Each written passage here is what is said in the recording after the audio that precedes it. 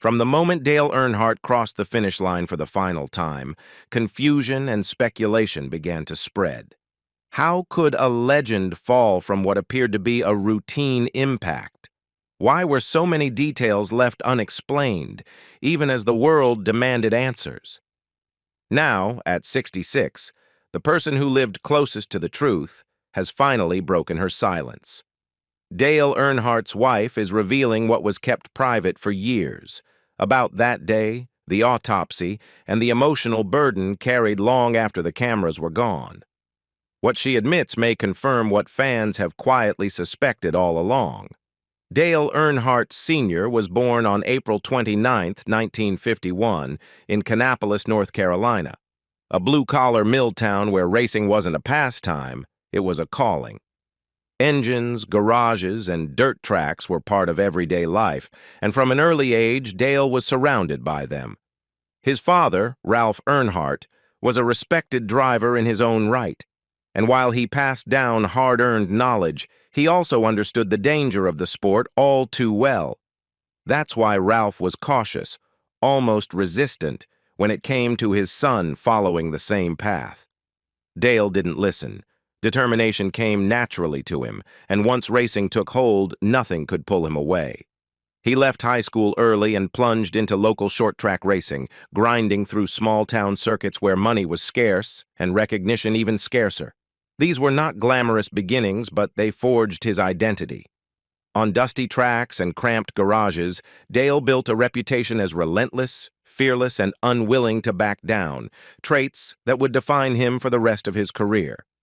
In 1975, he stepped onto the national stage with his NASCAR debut.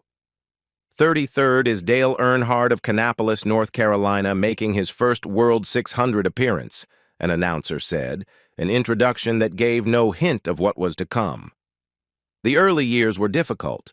Wins were rare, equipment was inconsistent, and respect had to be earned the hard way.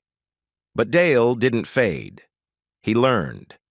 And by 1980, just 5 years later, he captured his first NASCAR Cup Series championship, announcing himself as a force the sport could no longer ignore. What truly set Earnhardt apart was how he raced. He drove with controlled aggression, pushing limits others hesitated to touch. He wasn't afraid of contact, wasn't afraid of boos, and certainly wasn't afraid of risk. Fans saw him as the embodiment of NASCAR's raw spirit. Competitors saw him as a threat every time he lined up beside them. That edge earned him the nickname the Intimidator, a title that fit both his style and his presence. By the height of his career, Earnhardt had claimed 7 NASCAR championships, a record shared only with Richard Petty and Jimmy Johnson. He wasn't just winning races, he was shaping an era. Yet off the track, those close to him knew there was more beneath the black number 3.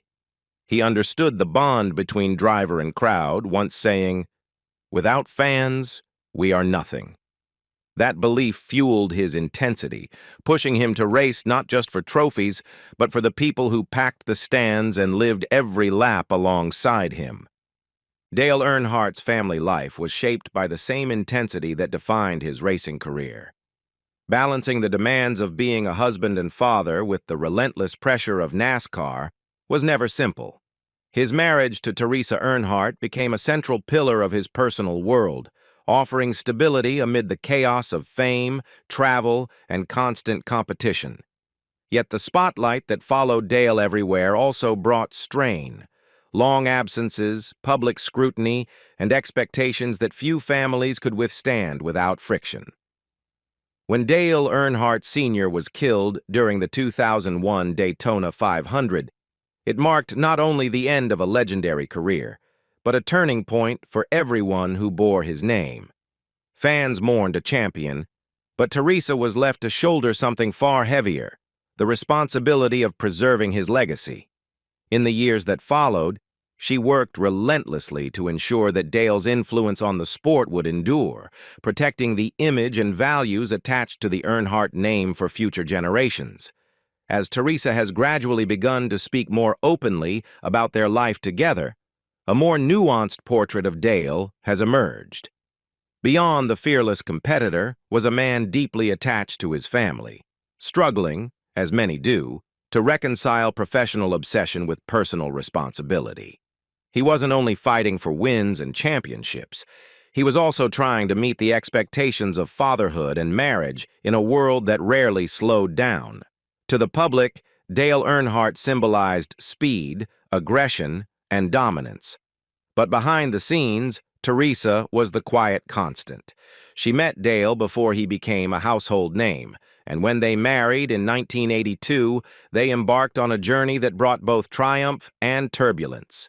She once reflected that at home Dale wasn't the intimidator, but a man who valued calm moments with his family, something he rarely found elsewhere. As Dale's career reached its peak, Teresa's role expanded far beyond that of a supportive spouse. She became a decisive force behind Dale Earnhardt, Inc., managing business and branding with discipline and resolve. Her leadership ensured that decisions aligned with what she believed Dale would have wanted. That firmness, however, drew criticism, particularly within the family. Tensions with Dale Earnhardt Jr. became widely discussed, with accusations that business interests were placed above personal relationships. Teresa has maintained that her actions were driven by one guiding purpose: protecting Dale's legacy.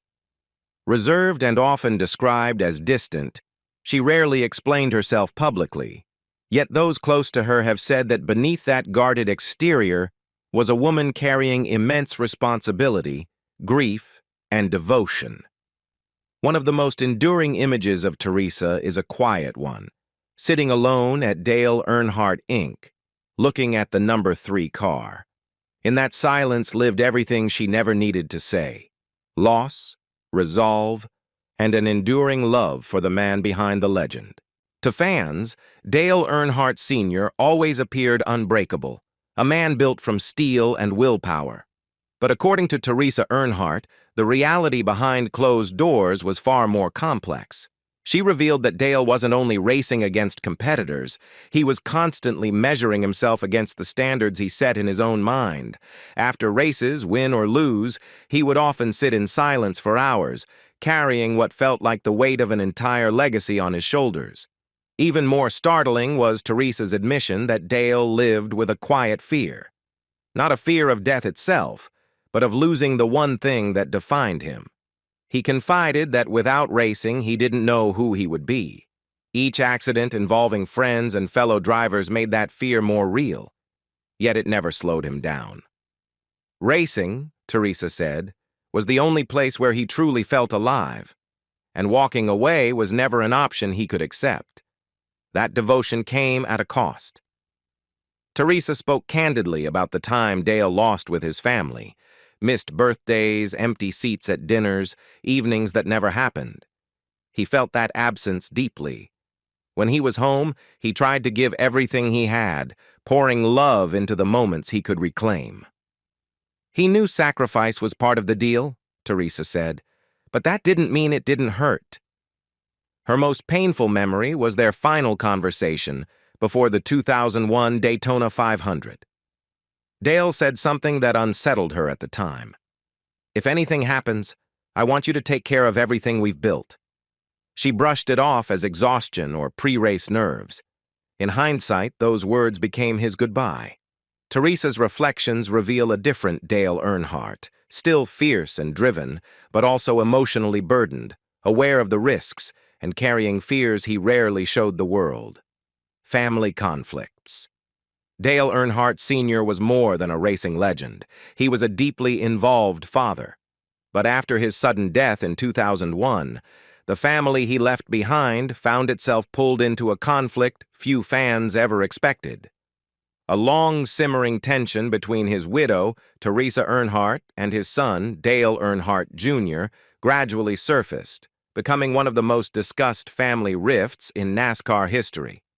The disagreement centered on the future of Dale Earnhardt, Inc., DEI, the company Dale Sr. had built with pride and purpose. Dale Jr., then a rising star, wanted to expand the team and push it forward aggressively. Teresa, on the other hand, believed the legacy needed to be protected carefully, without risking the name Dale had spent a lifetime building. Their visions collided, and compromise proved difficult.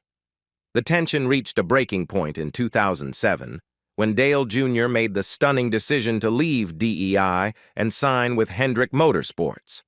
The move sent shockwaves through the sport. Public opinion quickly took sides, with many fans blaming Teresa and accusing her of choosing control and business over family unity. Media narratives amplified the divide, often casting Teresa as rigid and distant, while portraying Dale Jr. as pushed out of his own father's legacy. With time, however, the story became more nuanced. Both Teresa and Dale Jr. later acknowledged that their conflict wasn't rooted in resentment, but in love, each trying, in their own way, to honor Dale Sr.'s memory. Dale Jr. has since emphasized his respect for Teresa, clarifying that their disagreements were strictly professional. Teresa has echoed that sentiment, maintaining that every decision she made was guided by her commitment to preserving what Dale left behind. The man. Behind the intimidator. In later reflections, Teresa revealed something many fans had long suspected. Dale Earnhardt's greatest devotion wasn't speed. It was his family. No matter how demanding his racing schedule became, he made deliberate efforts to be present for his children, determined to pass on values like discipline, resilience, and loyalty. He once told Teresa that if the day ever came when he could no longer race, he wanted nothing more than to spend his time with his family. That love, however, carried quiet struggles. Dale often felt torn by the moments he missed, birthdays, family dinners, ordinary evenings that never happened. Teresa recalled nights when he admitted his deepest fear wasn't crashing on the track, but failing as a father. Still, he found ways to show his care in lasting gestures, including writing a deeply personal letter to his daughter Kelly Earnhardt when she left for college. To Dale Jr., his father was more than a parent. He was a lifelong inspiration. Behind the black number 3 and the fearsome reputation was a man constantly trying to balance greatness with love, legacy with family.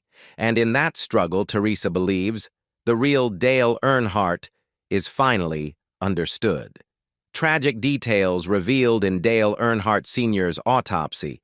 Racing at the highest level is never just about driving in circles. It demands absolute precision, nerve, and trust. Trust in the car, the equipment, and one's own instincts. For decades, Dale Earnhardt Sr. embodied that trust better than anyone. With his dark sunglasses, stone-still expression, and relentless will to win, he cultivated an aura of invincibility. Fellow drivers called him the Intimidator. Fans knew him as the Man in Black. On race day, there was only one objective: victory. Over his career, Earnhardt won 76 NASCAR Cup races and earned more than $42 million, cementing his place among the sport's greatest. That sense of invulnerability made what happened on February 18, 2001, all the more shocking. During the final lap at Daytona International Speedway, Earnhardt's car made contact with another vehicle and slammed into the concrete wall. To many watching, it looked like a relatively ordinary crash. Nothing compared to the spectacular wrecks fans had seen him walk away from before. But this time was different. Traveling at roughly 150 miles per hour, Earnhardt hit the wall at a devastating angle. The sudden stop caused catastrophic injuries.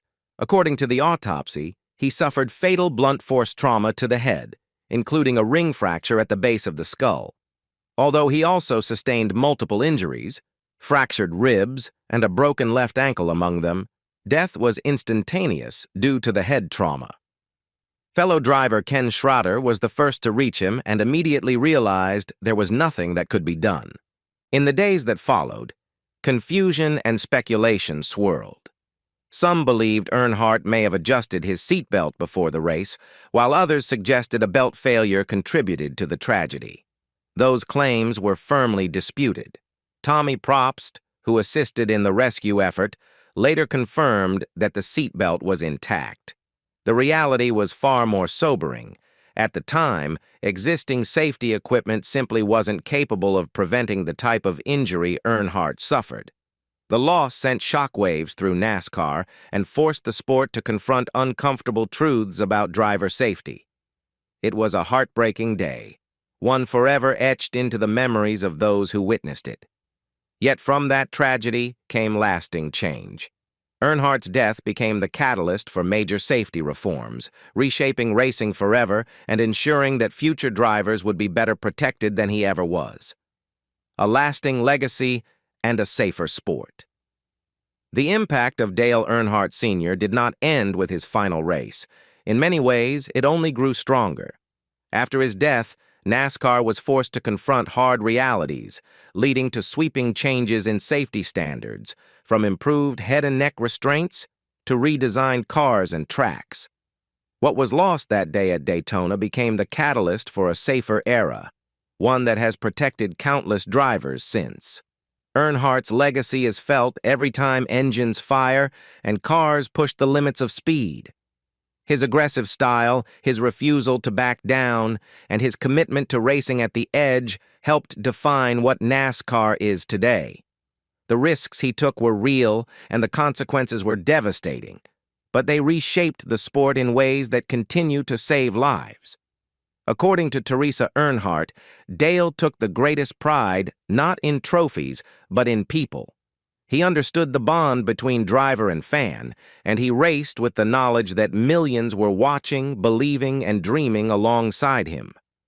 When Teresa spoke about his final day at Daytona, her words were measured and reflective. She said Dale gave everything to his passion, to the sport, and to his family, and believed deeply in living without fear of failure. For him, the meaning was never just the finish line, but the road that led there. Today, Dale Earnhardt's name lives on in the black number 3 flags waving in the stands, in the memories of fans who grew up watching him, and in the young drivers who carry his influence forward. His story endures not only as a chapter of racing history, but as a reminder to live boldly, commit fully, and never take the journey for granted.